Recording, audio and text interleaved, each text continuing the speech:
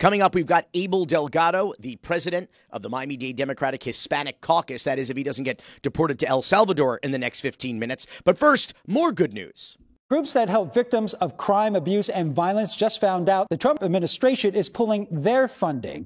CBS News has obtained a list of 365 federal grant programs that the U.S. Justice Department has halted. For a lot of nonprofits working in the area of criminal justice, the news last week was not good. At least two major organizations in South Florida are affected: the Urban League of Broward County and the Circle of Brotherhood in Miami. The Circle got this email from the Justice Department that their $2 million federal grant awarded in 2023 was terminated because it no longer effectuates the program goals or agency priorities.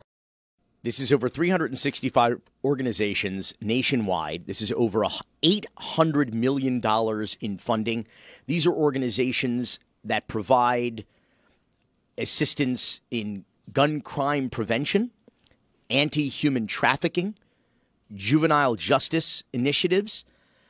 Over $500 million that go to programs that support local police departments and correctional facilities, funding for hate crime trafficking and community-based gun crime intervention strategies.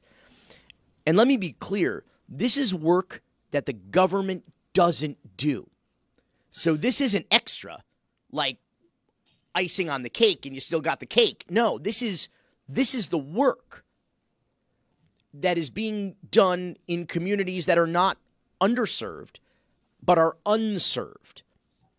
Not only in this country, well, certainly in this country, but particularly in South Florida, which is where the Circle of Brotherhood comes in, whose mission it is to involve black men in solving community problems, help make communities decent places to live. This is right from their mission statement on the website, with a primary focus on youth development, crime prevention, and economic sustainability.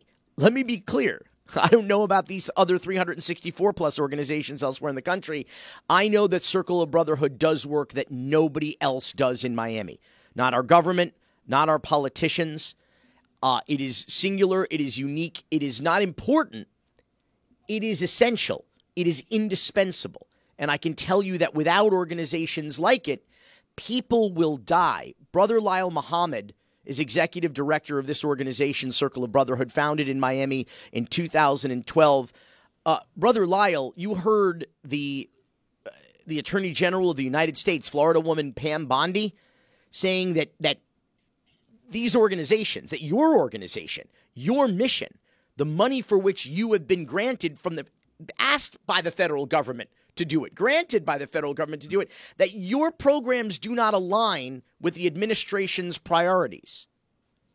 What is that? Is that true? The administration doesn't want to help women, doesn't want to help children, doesn't want to help victims of opioid addiction, victims of gun violence.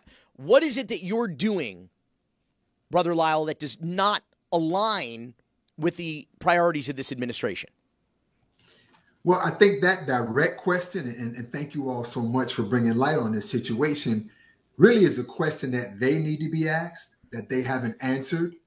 What I will say is this: the most diabolical thing I've seen in reference to these particular cuts is the timing. A few days before summer, that's a death wish. And so obviously people talk about campaigns about Black Lives Mattering and about impoverished neighborhoods deserving to be serviced. So if those things are diametrically opposed to the administration's agenda, then I think we just stepped up another leg in this war.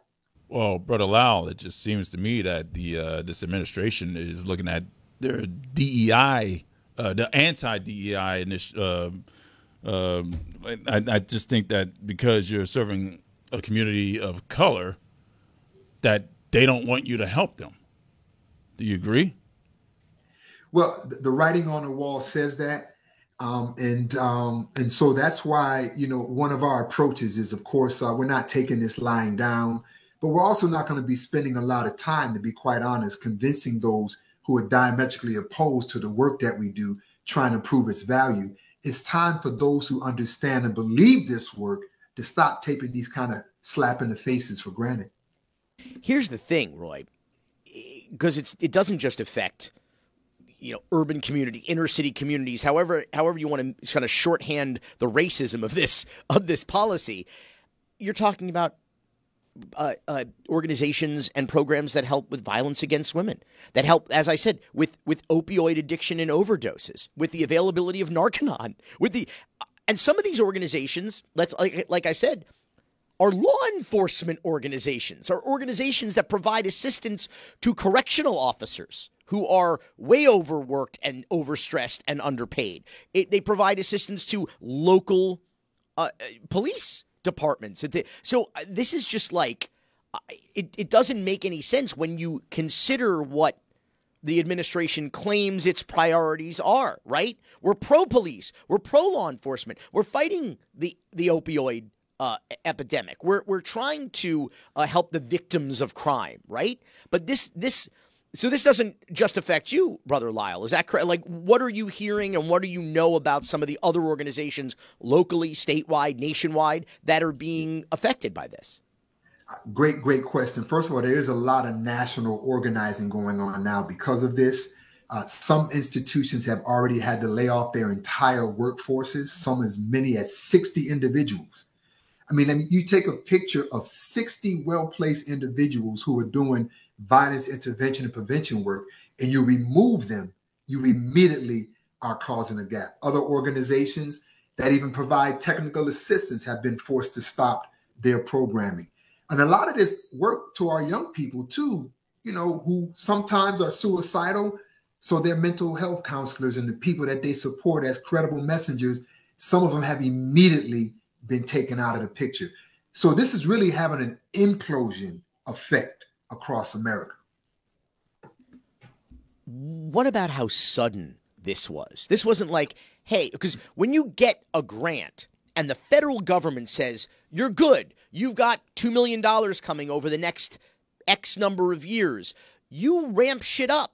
You hire people on. You have programs. You have obligations. You have presumably outstanding invoices, bills to pay, salaries to pay, kids to go out and help, kids you are in the middle of helping. They're in the midst of a program with you. And then it's not just like, hey, in next year, the administration is reprioritizing. So we're looking at this and you have 12 months to wind shit down or 6 months or whatever.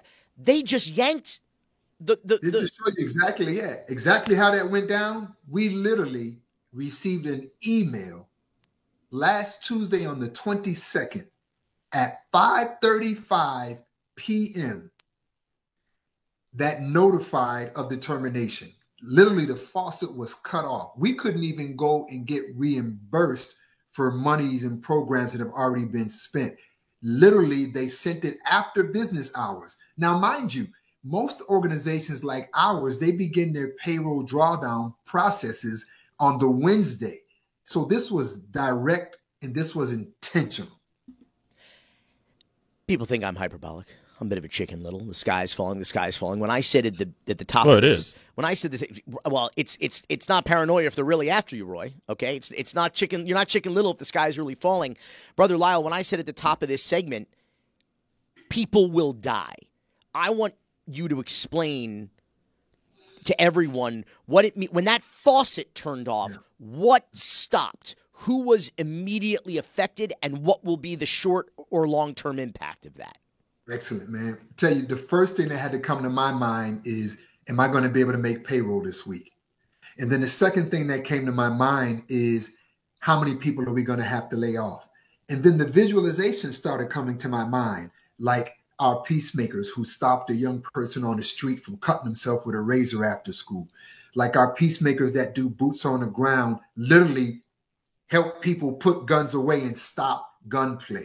I'm talking about people who work with foster care youth that are in crisis management situations on a daily basis.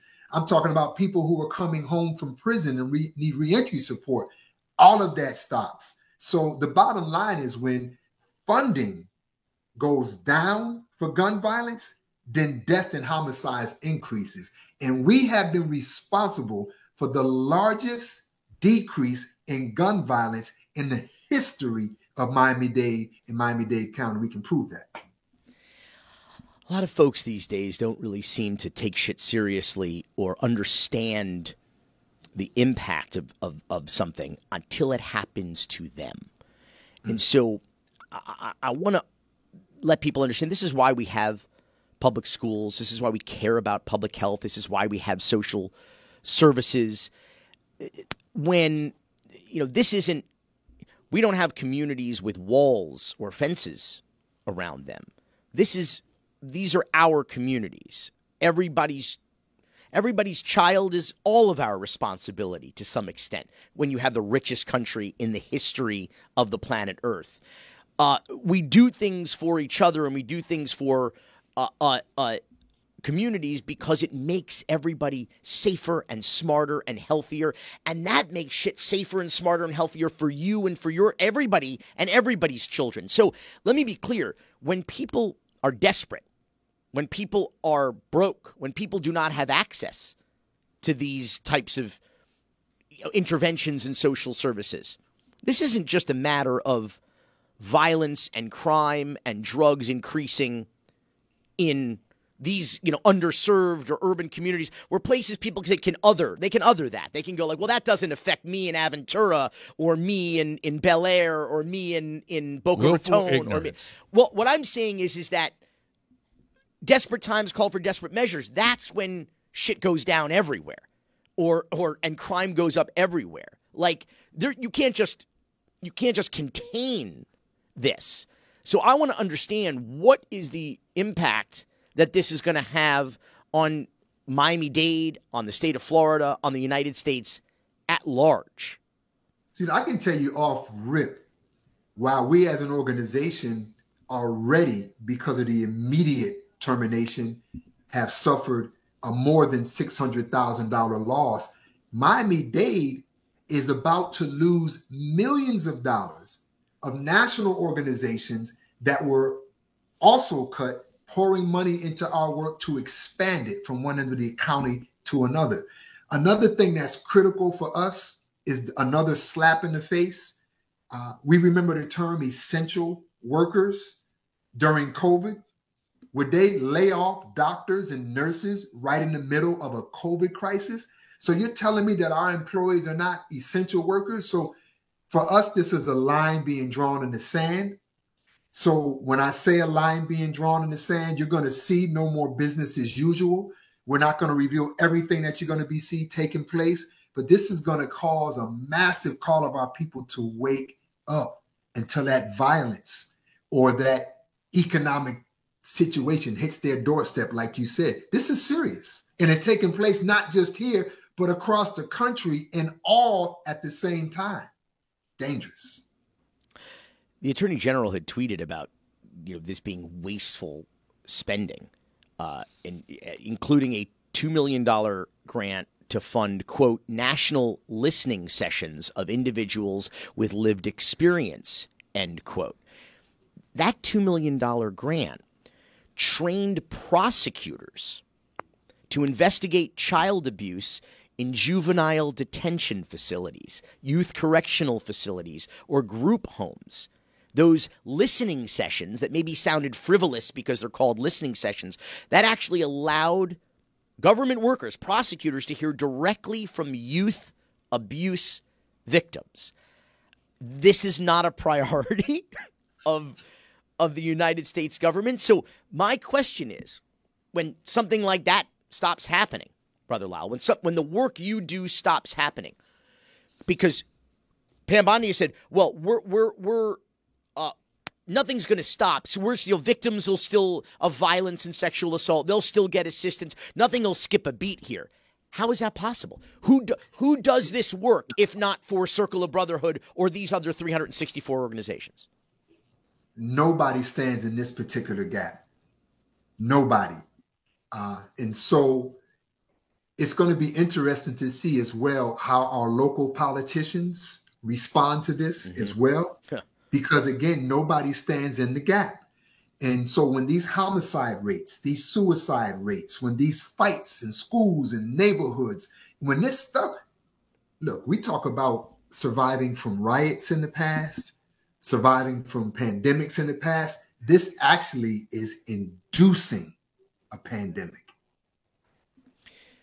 What is next? What is going to happen? Is the city of Miami going to kick in? Is the county of Dade going to kick in? What is the next move here? Because the government itself is not going to do this work, as we've established.